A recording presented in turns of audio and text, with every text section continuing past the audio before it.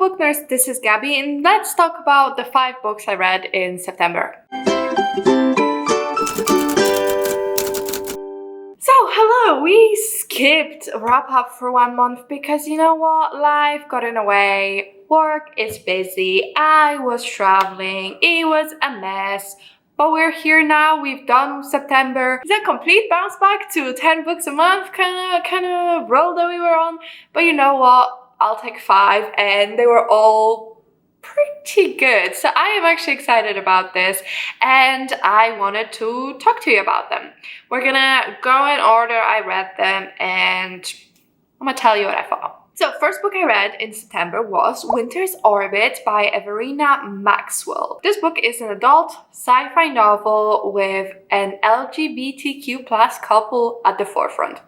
So we have a prince who's getting married to this ambassador person who used to be married to their cousin, but the cousin died and therefore we're having this relationship come to be, which is the prince and the ambassador. And it's kind of like half a romance, half a political intrigue thing. And the thing is, the romance really well executed. I love the 2 characters. I love their chemistry. I love how they, work together to overcome their demons. I love all of that. I think that was really well executed. They had chemistry, they had banter, they had tension, angst. They had everything you want from a couple and that was great. But then the whole political intrigue mystery bit just fell flat on its face for me. Did not care for it. Did not think the resolution was satisfactory, mainly because the characters were kind of like weirdly introduced where I didn't really know them that well and I just felt really removed from much of the cast that wasn't the 2 main characters. I kind of didn't even know who the main villain was when it was like the grand reveal. Just that bit felt a little bit flat to me, but it was a really nice romance. It was a gay romance between 2 men, which was really cool, and this futuristic society and all of these different players and how they exhibit gender and their like perception of the world was super interesting to see. So I had a good time with that. I would go into this for the romance because I think the romance was worth it, but I would say the whole political bit didn't quite work for me. So I gave it 3.5 and I would still recommend it, but I didn't quite love it as much as some other reviews and hype around this book made me believe I would. Next up though, I read Carrie Soto is by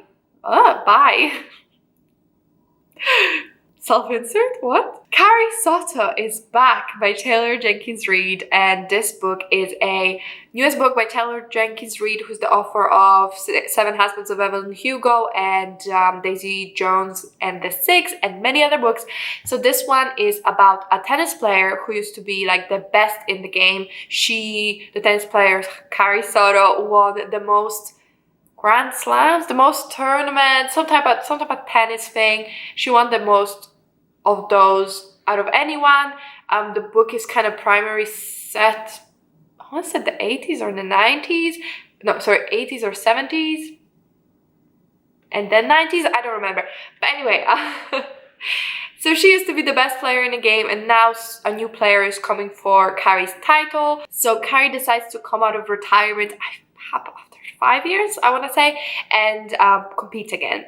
I loved this book. I gave it 5 stars. It was just such a powerful, amazing time that I had, and I have a dedicated review to it if you want to check that out. I talk about details, plot, writing, themes, characters. Like I really went off on many a tangent. So if you're into that, check out that review. But it was really amazing. It was like coming back to form for me after not liking Daisy Jones and the Six by loving 7 Husbands of Evelyn Hugo. So 5 stars, loved it, would 100% recommend. Next up I read Last of the Talons by Sophie Kim. So another new release, and this one is a YA, I think, but it's a high fantasy, and I got an arc of this one so I could read it a little bit early. I also have a dedicated review, so you can check it out here. But the main premise of the book is that we have a girl who's like the badass assassin, so much better than every other assassin, super like good at her craft, and she is also a thief. So she steals an artifact that was protected by the Goblin Emperor. So the Goblin Emperor gets mad and kidnaps her to his like kingdom, or this other plane of existence kind of thing, dimension. And he's like, you have, I want to say 14 days to kill me or I will kill you. Because he's kind of like, I'm done with this, I'm done with life, F this, let's do this. It kind of evolved into a paranormal romance with a goblin, but like not like an ugly, known kind of situation, like a sexy goblin, like a Korean mythology goblin. Like if you've seen Goblin, the K-drama, that kind of goblin. So this is a Korean, a book by a Korean author and kind of inspired by Korean mythology. And the Goblin Emperor is like inspired by Pied Piper, who's not from Korean mythology, from, I think it's from Eastern European or like Brothers Grimm kind of thing. But it was a really good time. It was really heavy on the romance, which I wasn't expecting. It's like super angsty, super into it romance. But it also had an interesting world, the journey for the main character. So I had a really good time and I would highly recommend it. And I gave it 4 stars. Yep, I gave it 4 stars and would highly recommend it. But check out my review for like really in-depth spots. Next up, I read Light from Uncommon Stars by Rika Aoki. So this book is a sci-fi, but like a contemporary sci-fi, kind of, and it's adult. So it's by a Japanese author who is transgender. And the main character is also transgender, and it's about this girl who comes from an abusive household. She's also Japanese, and her parents are not accepting of her being transgender, so she runs away from home. But she's got this really raw talent to violin, and she's a really good violin player even without having had any training. So she escapes and she kind of runs away with some friends and that kind of stuff. And then we have our other main character whose name I forgot, but she is I think a Japanese woman as well. So she is a violin teacher, but she's like the best in the world, like considered like if you study with this teacher you will become like the next like genius, you know, revered violin player in the world. So that's where we are, and then the violin teacher and the student meet, but sprinkle in some internal damnation, some aliens, and pacts with the devil, and then you get like a whole package. Like this book is incredible. It was just so rich and amazing. I think my copy of the audiobook from Scribd, I think it was incomplete. Like I swear to God there were like bits missing, but even then this book was amazing. It's just how rich it was in like emotion and character development, but it's also so bizarre and funny and weird. Like it really gave me Good Omen vibes. If you ever saw the show or read the book, like it just like absurd things happen, but they just all make sense. Like if you like Everything Everywhere All at Once, I feel like you'll like this. It's just kind of a similar vibe of like these supernatural forces kind of coming together, but at its core, it's such a human story about acceptance and growth and found family and overcoming trauma. And it was just such a freaking amazing experience. I would 100% recommend it. It was written amazingly. You really get love of violin, of music, of passion, and like what would you do for this passion you have and like to make a name for yourself. And I think that issues associated with being transgender and being a member of that community really came through clearly, like the kind of trauma and abuse that the main character faced, all the insecurities and everything that came with it, but then also the beauty of it, and like beauty in acceptance and beauty in finding your people and finding the right kind of people. I just absolutely love all of it. It's queer. There's like a lesbian relationship in it as well, with 2 older women, which I thought was amazing because it's not just like teenagers, like full-grown adults and stuff, and it's a family story. I absolutely love this book. I gave it 5 stars. I need to check out other books from the author because it was just such an amazing experience. I had such a good time and it was beautifully executed.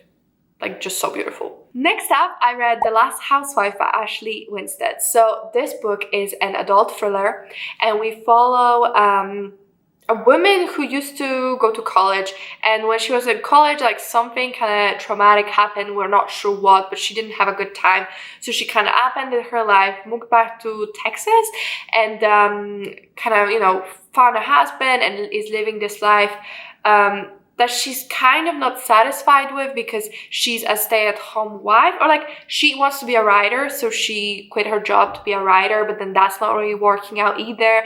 And one day she hears a podcast from her childhood friend who brings to her attention that one of her college friends passed away, and it was a suicide. And the way she died was really reminiscent of the way that their friend died, third friend died back when they were in college. Super adult themes, really heavy on like sexual assault, coercion, consent issues, really, really heavy on that. So like, be careful. But I really liked this book, and my experience was made even better because it was first ever book for my book club, standalone book club, which is becoming bi-monthly, as in we're going to be reading a book every other month, because your girl was struggling. So I don't know if you're up to date with that, if you even care, but if you do, I'm going to link the live show. So I had 2 amazing hosts, and so you can check out the live show. It's like such a great discussion. I had such a good time talking about this book because it's so layered and like delightful to talk about. But then also, if you want to join in November, because we're only reading every other month, we're going to be reading House of Hunger. So I'm very excited about that. But tangent over. This book was so well written. It was just so rich, and like the perspective was just like insane. And they had this podcast element, which I don't think was used to its full potential, but it was still like a really good tool to tell the story. I think it just had the most complex, morally ambiguous main character. Not that I'm blaming her for anything that she did or what happened to her, but it's just like very complex, real person with really complex feelings, and like the topics of the trauma and everything that happened to her were just so well executed. The whole book had me at the edge of my seat and like feeling so uncomfortable. I didn't want to read this. So this is the author of In My Dreams I Hold a Knife, which like I loved because it was so kind of dramatic and super over the top and really fun. So I really went for it, and I read it like in a day. This book, I had to kind of force myself to finish, not because it was bad, but because it was just so many emotions of like just being so uncomfortable and kind of hating the experience, but because it's such a visceral experience. So it's like something really meaningful and difficult to read about, important to read about, and well written at that, but it was just hard to finish. So I had a good time with it. I really enjoyed it. I would recommend it, but it does have a very heavy subject matter, so you have to be in the right mindset. I definitely would have probably taken longer with this book if I wasn't reading it for the live show, because it did kind of lean. It was weighing really heavy on me. It's a heavy topic, but it was amazing. And like I said, we are gonna be reading books throughout the year, so like join my book club. I would love to have you there. I mean, this was such a great discussion. I just had so much fun, and I want to say thank you to anyone that joined. But it was a great time, and yeah, we're reading House of Hunger in November by Alex E. Henderson. Alexis Henderson, the author of The Year of the Witching. So we're going to be reading that. So if you want to join, please do. All the info's down below. But yeah, those are the 5 books I read. I mean, I had what, 3 5 stars? No, The Last Housewife was 4 stars. So I had 2 5 stars, 2 4 stars, and a 3.5. I think that's what happens when I read less books in a month. I'm more tailored with what I read, and it ends up usually to my benefit of like I have very high ratings.